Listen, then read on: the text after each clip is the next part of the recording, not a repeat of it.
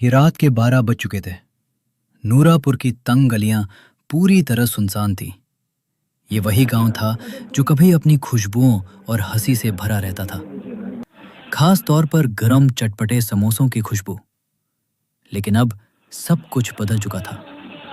लोग कहते थे, अगर रात को कोई खुशबू आए तो बाहर मत निकलना, वरना तुम भी वापस नहीं आओगे। पिछले कुछ महीनों में 4 लोग गायब हो चुके थे। सब एक ही बात कहते हुए बाहर निकले थे और फिर वो कभी वापस नहीं आए। उसी रात आर्यन अपने घर की छत पर बैठा था। वो 2 दिन पहले ही शहर से वापस आया था। वो हंसते हुए बोला, लोग भी अजीब हैं, खुशबू से भी कोई गायब होता है। उसी लम्हे हवा का एक ठंडा झोंका आया और उसके साथ ही वही खुशबू फिजा में फैल गई। गरम आटा, तेज मिर्च, धनिया और खौलते तेल की खुशबू। ये तो समोसों की खुशबू है। नीचे गली से एक मद्धम आवाज आई, गरम ताजा चटपटे समोसे ले लो। आर्यन फौरन दरवाजे तक पहुंचा। उसकी मां सुशीला देवी ने जोर से आवाज दी, आर्यन, दरवाजा मत खोलना। आर्यन रुक गया और पलटा। अम्मी, बाहर कोई समोसे बेच रहा है। सुशीला देवी का चेहरा खौफ से सफेद हो चुका था।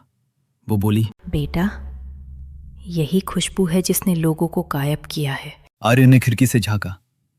गली के मोड़ पर एक साया खड़ा था। वो साया पूरी तरह साकित था।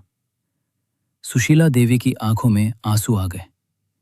वो आहिस्ता से बोली, ये समोसे वाला नहीं है, ये किसी का इंतजार कर रहा है। आर्यन ने हैरत से पूछा, किसका इंतजार अम्मी? सुशीला देवी दीवार से टेक लगाकर बैठ गई।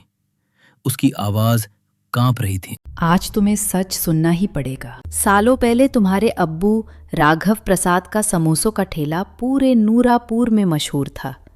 लोग शाम होते ही लाइन लगा लेते थे। सुशीला देवी की आंखों से आंसू गिरने लगे। असल में एक जमींदार महेश सिंह को ये बर्दाश्त नहीं था कि एक गरीब का ठेला उसकी दुकानों से ज्यादा मशहूर हो जाए। एक रात उसने सबके सामने तुम्हारे अब्बू के ठेले को आग लगा दी और उन्हें मार दिया गया। पूरा गांव चुप रहा, कोई आगे नहीं आया। उसी लम्हे बाहर कदमों की आवाज आई।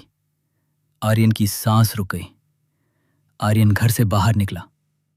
जब वो घर के बाहर निकला तो साया उसके दरवाजे के बिल्कुल सामने खड़ा था। आर्यन के मुंह से आहिस्ता से निकला, अब बू। साया हल्का सा कांपा और आहिस्ता आहिस्ता उसकी शक्ल बदलने लगी। एक थका हुआ चेहरा सामने आ गया। उसकी आंखों में बरसों का दर्द था।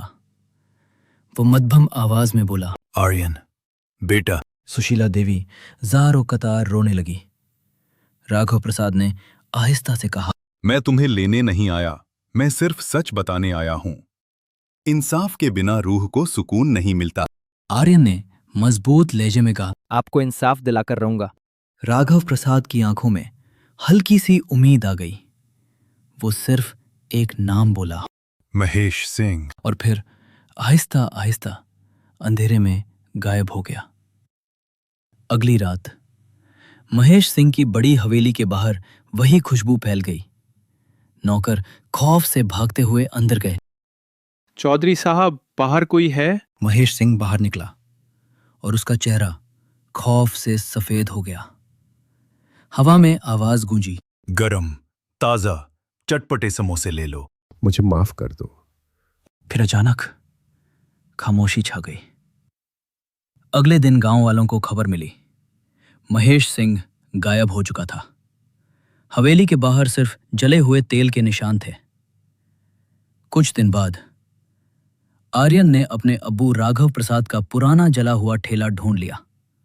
उसने उसे साफ किया, मरम्मत किया और दोबारा खड़ा कर दिया। आहिस्ता आहिस्ता गांव में जिंदगी वापस आने लगी।